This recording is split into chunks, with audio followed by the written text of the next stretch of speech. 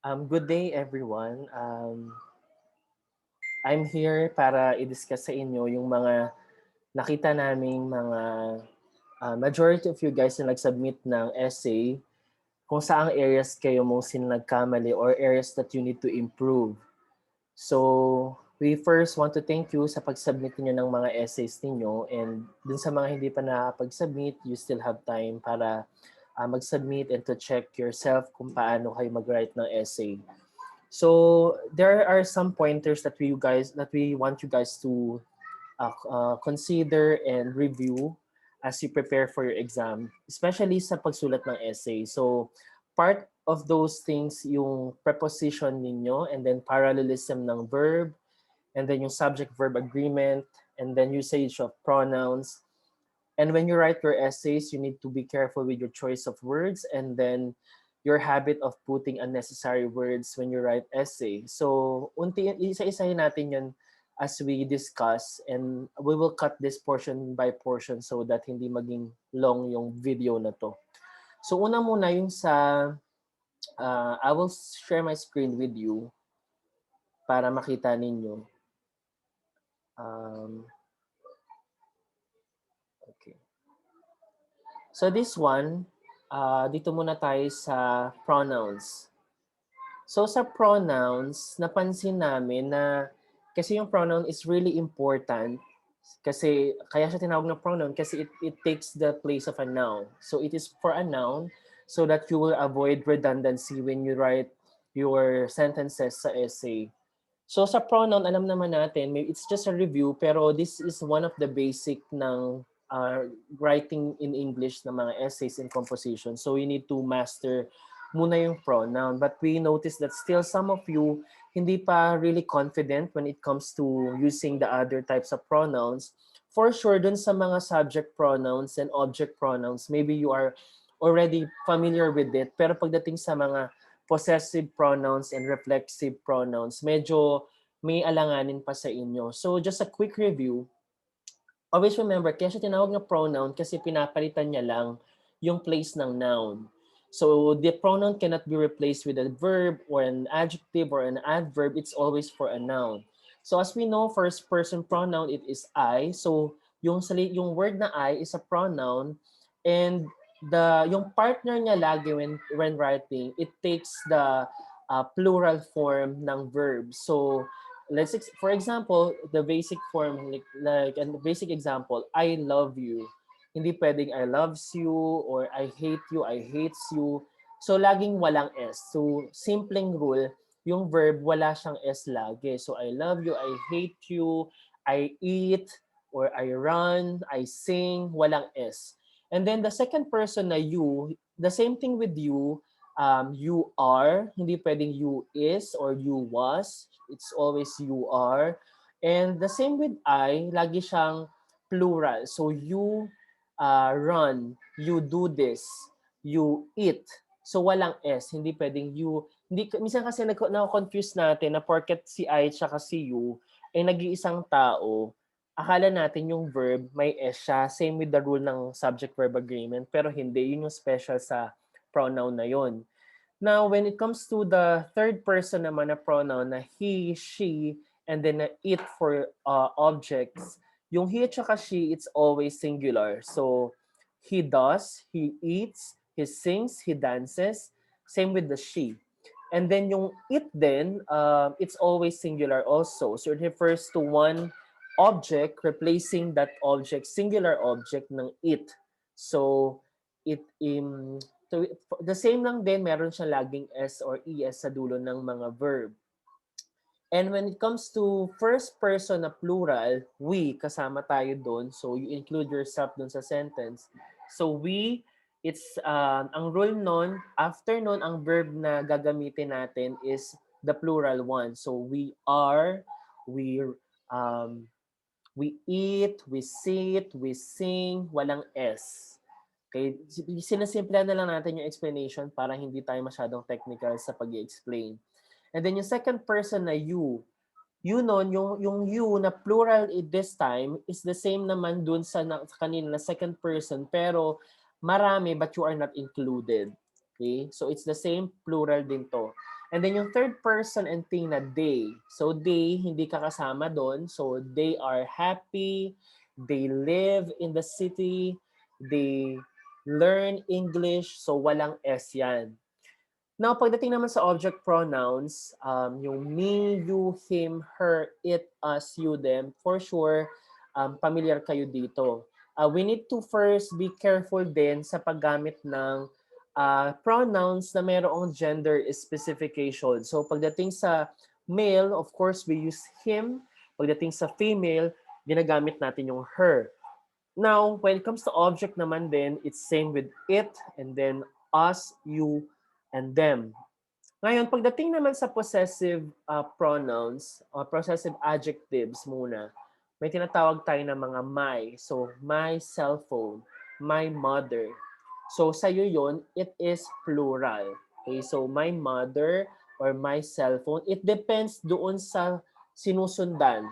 So, for example, my mother, of course, isa lang naman yun. So, it's singular. My mother is happy. My mother was 25 years old when she got married. So gumagamit tayo ng singular singular or plural depende doon sa sumunod na noun na nakadugtong kay my. And then same with your, his, her, its, are, your, and their. So your house, your ball pens, your books. So pag your books, even if it's your book, nakadepende siya even if the owner is only one. So nakadepende yung verb doon sa object na sinusundan ng your. So your books, hindi mo pwedeng sabihin ay sa akin yun. So singular.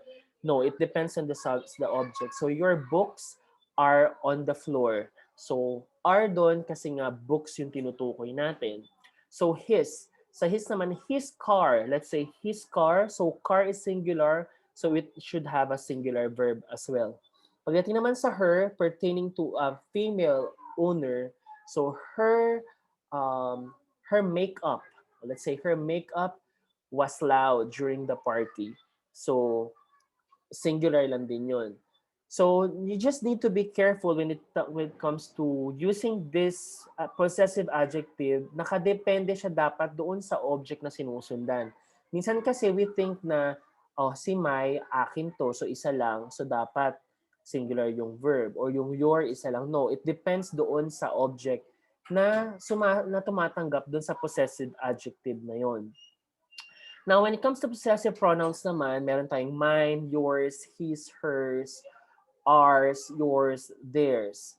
Pagdating naman dito, usually kasi ng mga possessive pronoun, hindi sila nandoon sa beginning of the sentence usually. Sometimes they're a lot of times actually, they're in the last part of the sentence. For example, this Bible is mine. Okay? And this one is yours. So yung mga possessive pronouns na yon, you just need to practice and memorize yung application niya pagdating dun sa owner, dun sa taong nagpo-possess. Now, pagdating sa reflexive pronoun, please take note of these reflexive pronouns. Ito lang yung reflexive pronoun. Besides all these reflexive pronouns, wala nang iba pang pronoun. And then yung first person pronoun, like say myself, yung myself, it will always remain myself. Hindi siya pwedeng maging myself kasi ikaw lang naman yon. So, hindi pwedeng dumami yung sarili mo.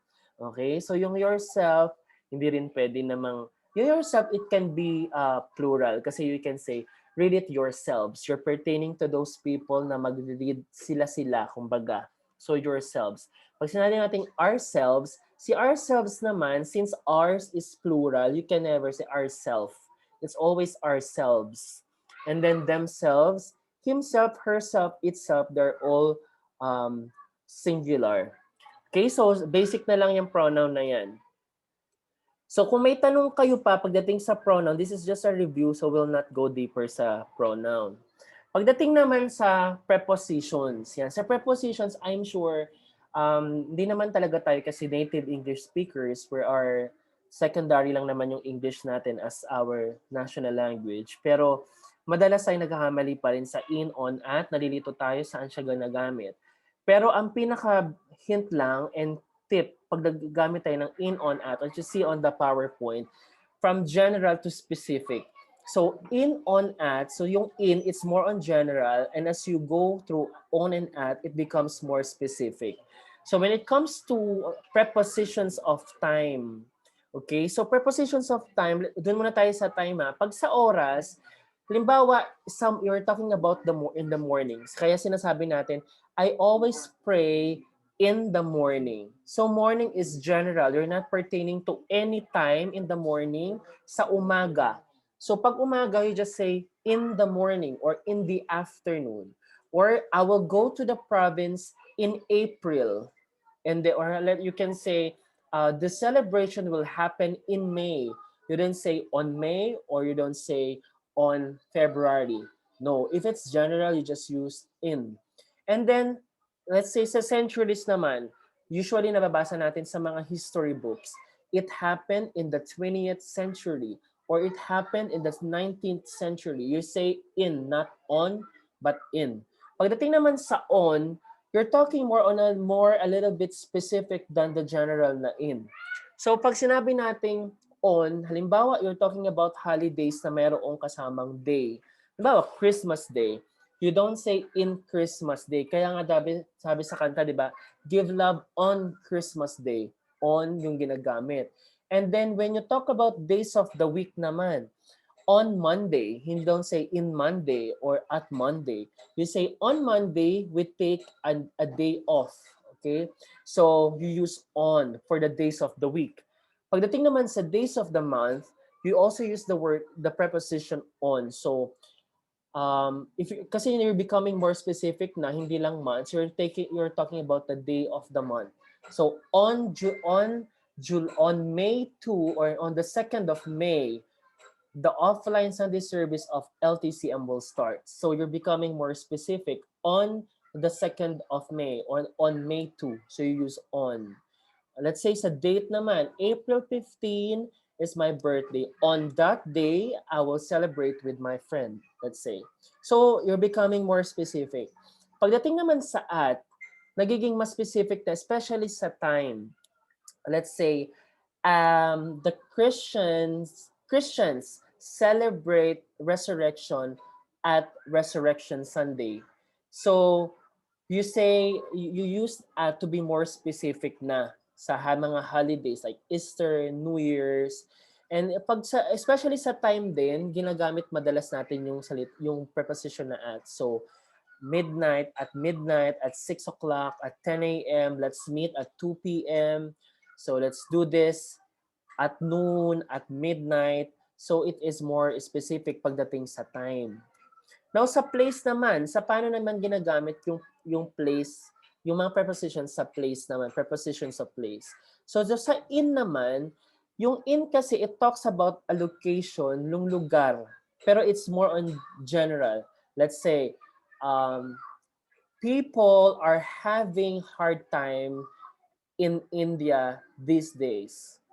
People in India, let's say, let's rephrase our sentence. People in India. So general, in India, marami lugar sa India, it's not specific. So people in India are having hard time these days because of the coronavirus. So it is general. So let's say naman, Isko Moreno, the mayor of Manila, went to Chinatown last Saturday. And then in Chinatown, there are a lot of Chinese people. So it is general na sentence. Same with city, in Manila, in Makati, in Cebu, when you talk about general place. And places with a boundary, like the United States. So United States is divided to different states. So kailangan gumamit na in Los Angeles, in California, in Texas. So you use in for general places. Pagdating naman sa you're becoming more specific on. Yung on kasi, actually marami din siyang gamit. For example, like dito na lang sa PPT natin, nakalagay dito, streets or avenues. on the 25th Street, sabihin natin sa ibang bansa, gumagamit sila ng mga ganun number. Sa atin kasi sa atin sa Pilipinas, we're not really used to completing the sentence. Like, the center is located on Clavel Street. Hindi natin masyadong ginagamit kasi hindi naman tayo talagang we're not using English all of the time. So on the bus stop, on the train, on the ship. So these ones are used for more specific na lugar and surfaces. Let's say the picture frame is on the wall, hindi mo ginagamit sa in the wall. Kasi pag sabi mo in, nandoon siya sa loob mismo. But when you talk about the surface, on yung ginagamit. So let's say, yung the map is on the floor. So surface ng floor ang pinag-uusapan. So on ang ginagamit. Let's say, the coffee cup is on my table. So nasa surface siya ng table. So you use on. Pagdating naman sa at, you become more specific na din. So kaya nga when we mention our address, ginagamit natin yung at, hindi sa in. I live in, hindi. You use I live at 215 Clavel Street, Binondo, Manila. It is specific na. So yun yung parang dapat natin tandaan when we use the in, on, at, especially when you write your essays or sentences. Para mas makita para kasi pag nabasa yun ng reader yung inyong mga essays, and dun pa lang sa in, on, at na ma-master natin, wala tayong pagkakamali doon, people will have a good impression kasi basic lang siya. So yun. So yun muna for now dun sa portion na yun, and we will cut this video for a while para hindi masyadong mahaba. Thank you.